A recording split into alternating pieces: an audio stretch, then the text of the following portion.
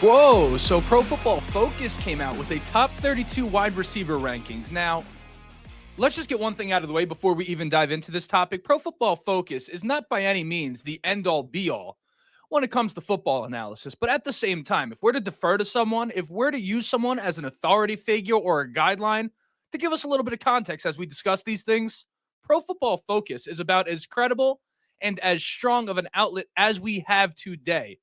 All of that said, the story here is not that. The story here is that Pro Football Focus said that Josh Downs is one of the top 32 receivers in the NFL, more specifically, the 29th best receiver in the NFL. And while that in of itself is something notable for a guy going into his third season, what is even more notable, at least through the lens of a Colts fan, is that Michael Pittman Jr. is not on Pro Football Focus's top 32 wide receiver list, which means that they have Josh Downs ranked as the best wide receiver on the team. Now, there's a lot to unpack there. Is there not? I mean, Michael Pittman Jr., the highest paid wide receiver on the Indianapolis Colts today, and the only one on the team that really the team projects to rely upon this season that is not on a rookie deal. Now, we know Michael Pittman, to be fair to him, was hurt bad last year with that back injury, and he didn't really have to play. Like, no one would have asked Michael Pittman any questions at all if he had decided to sit out with that back injury. He had already gotten his contract, so there was really no financial incentive for him to go out there and play. That was a pure team player type of move. Again, nobody would have questioned him sitting out from what we understand with the severity of the back injury that he played with. So I do feel that he deserves a hell of a lot of credit for that. And when you look at the numbers that he had last year, you do have to factor that in. But at the same time, we do know that the NFL is a business, and it's a business of winning, and it's a business of what have you done for me lately. And any decently run organization isn't just thinking about the season that is in front of them, at least at the upper management level. I mean, if you're a player or a coach, sure, keep your eyes glued on the day-to-day, but guys like Chris Ballard, people like Carly Ursay-Gordon, the Colts decision makers, they're thinking about it in terms of a multi-year plan. And the reality of the situation is that Michael Pittman Jr. did deem himself healthy enough to play throughout last season, as did the staff. And he had the worst year of his career as a full-time starter, even if you don't feel like it was all his fault. So given that, if Pro Football Focus's take on the Colts wide receiver room turns out to be true, and Josh Downs is the better receiver versus Michael Pittman Jr. today, we could then speculate that this season is very, very important for Michael Pittman Jr., and there's a few things we need to discuss to cover that topic in depth. Number one, what would make that statement true or untrue? Like, most importantly, what's the criteria? What does better mean? So if you're to say that Josh Downs is a better wide receiver than Michael Pittman Jr., what exactly goes into your evaluation of making that claim? And then number two, if it is true, what does that mean for Michael Pittman Jr. with the Indianapolis Colts, both this season and beyond? Does it mean anything at all? Should it mean anything at all?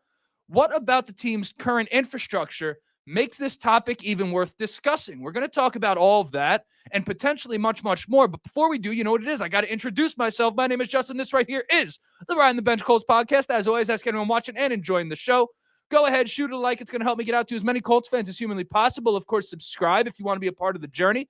We're on our way to 4,000 subscribers by the start of next season. We're not all that close, but at the same time, we're kind of close. So if you keep coming back and enjoying the show, or perhaps it's your first day here and you're enjoying what you're hearing, hit that subscribe button. One, you help us get to that goal, but two, and more importantly, you make sure that you are immediately notified every single time we release an episode. Audio listeners, leave a five-star review. Let the people know how much you're enjoying the show, but most importantly, be civil in the comments section. You don't know what the person on the other end of the keyboard is going through today. The goal over here is always to further the discussion about this team, the Indianapolis Colts, that is. That's all we talk about over here, by the way. So if you're someone that is a Colts fan and like that's kind of it, you're just a football fan through and through, like Indiana sports, great, but really you're all about the Indianapolis Colts, you're in the right place right now. But without further ado, let's get back in to the regularly scheduled programming. And again, I want to start off with this idea of trying to define what actually makes one player better than another player. Like when you say player X is better than player Y, what do you actually mean? Or in this case, receiver X versus receiver Y. I like receiver X better. Well, okay, what about receiver X do you like better? And it sounds simple on its surface, but there are a lot of moving parts that come with that. Number one, right off the bat, you have a guy's productivity. How much is he actually contributing on the field, right? That's the simplest terms. But then number two, it gets a little more complex in the sense of the nuance of things when it comes to football. What type of skill set does a guy have for his position? And then what is your preference of the skill set, or at least what is your preference in the player's skill set at said position? And again, keep going back to what we're talking about, wide receiver. For example, in the case of Josh Downs and Michael Pittman Jr., Josh Downs is much more of a short to intermediate type of route runner, real quick, shifty. He's got that lateral speed. He's a chain moving type of player. He's a bit on the smaller side, but he's your prototypical slot receiver and a guy that could potentially do a little more than just that. And then, of course, you have a Michael Pittman Jr., who's a bigger, rangier receiver. You kind of like him on a 50-50 ball, and whatever he might lack in quickness, he's going to make up for in things like size, strength, toughness, physicality, right? He's a strong blocker. So those in of themselves, Josh Downs and Michael Pittman Jr., are two very different types of receivers. So if it's 3rd down and 3, and you're trying to get a conversion with Josh Downs, you may have him run a different route than you would Michael Pittman Jr. So Downs you may want on something like, I don't know, a whip route against man-to-man coverage, right? Get a guy chasing him over the middle of the field and then allow him to use that lateral quickness to break outside, use that change of direction and get a little bit of separation, get some outside leverage, and bang, there you go, 1st down. Michael Pittman Jr., you may line up on the outside and just run kind of like a simple slant or an in-breaking route of sorts and kind of let him use that 6'4" frame, the strength, right, to box out the defender in somewhat of a basketball type of move, and then deliver the ball to him right there, and then you get your 1st down as well. Both of those, again, find ways to get the 3rd down and 3 yardage, but they're done a different way. Either way, though, it shows up on the stat sheet the same way. So when you talk about production, both of those things are a catch for, let's say, 3, 5, 10 yards. But in terms of the way they looked and the way you did it, it's a different thing. So again, style of play, also part of the equation as opposed to just production. And more importantly, your preference in that regard. Like, what do you want to go into the sausage? Like, sure, every single sausage needs to consist of meat and spices, but someone like me may prefer a traditional breakfast sausage. This person may prefer the sweet Italian sausage. You may prefer a spicy Italian sausage. You get the point.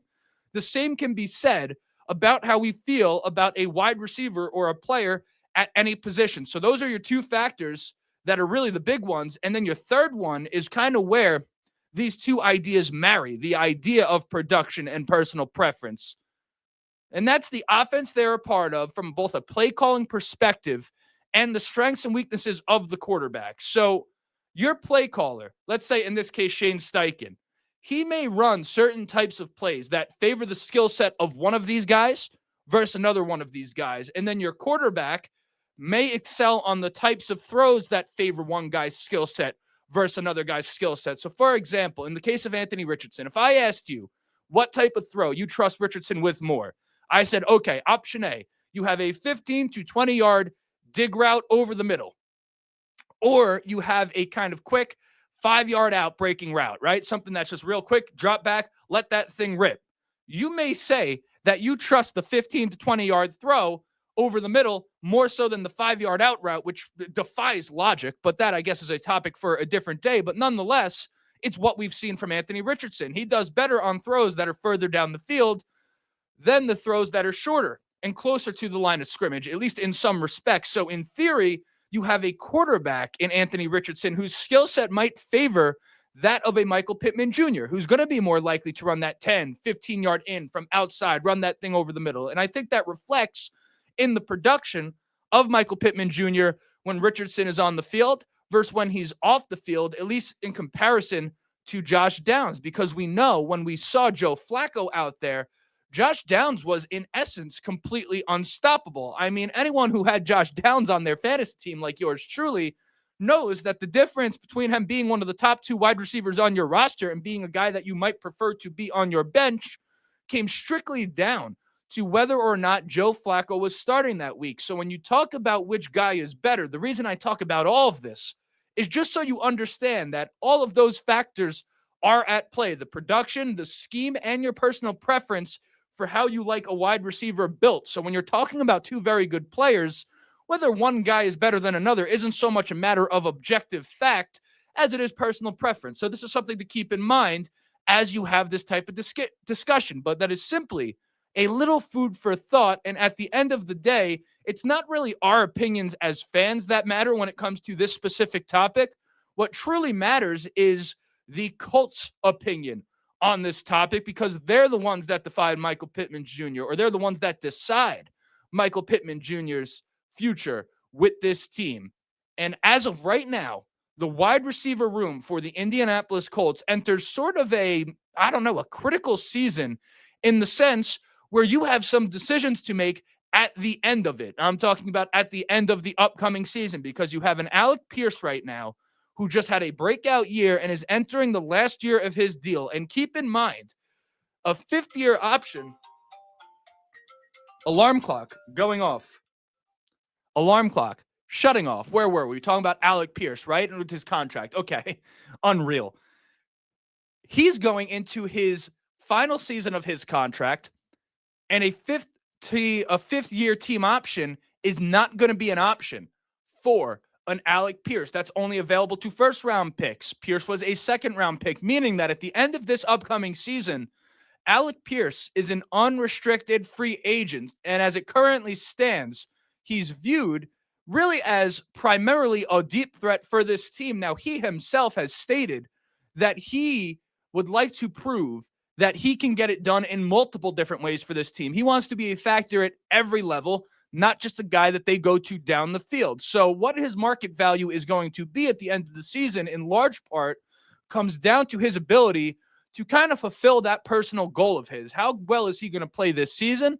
That, of course, this is not rocket science, is going to determine just how much money he can get at the end of the season. But when you put it next to Michael Pittman's contract, in terms of what Pierce might be able to get, Michael Pittman's contract, the cap hit goes up year after year after year. So this year is more than it was last year. And then more importantly, next year, the final year of Michael Pittman Jr.'s deal, it goes up once again, a $29 million cap hit for Michael Pittman Jr. in 2026. You have to imagine that Alec Pierce, even in a great season, would not cost quite that much to renew, right?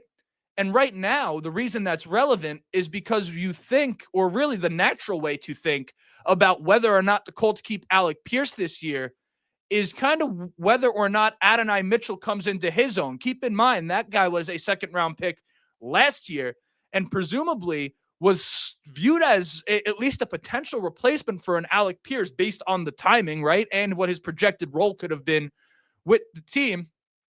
So the idea would be that if Mitchell played at a high level this year, you could let Pierce walk. But perhaps the other way to view it is that if Pierce and Mitchell both show a lot of promise this year, you can actually pivot off of Michael Pittman Jr. So you could renew Alec Pierce and then pivot off of Michael Pittman Jr.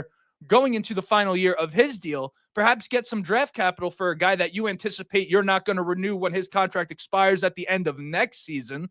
And now you're talking about, okay, you have a receiving room of Pierce, Downs, and Adonai Mitchell.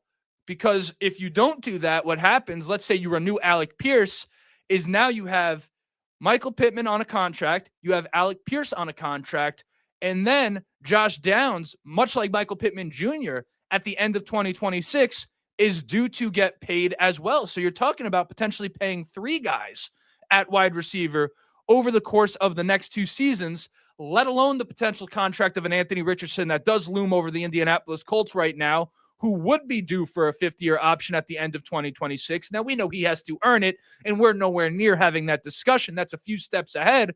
But at the same time, we are talking a few steps ahead right now. That's what you have to do when you're talking about contract decisions and roster moves and things like that. We can, if we want, just sit here and react to the moment and be emotional in the moment and make decisions off of right now, how we feel right now, and not even worry about next year.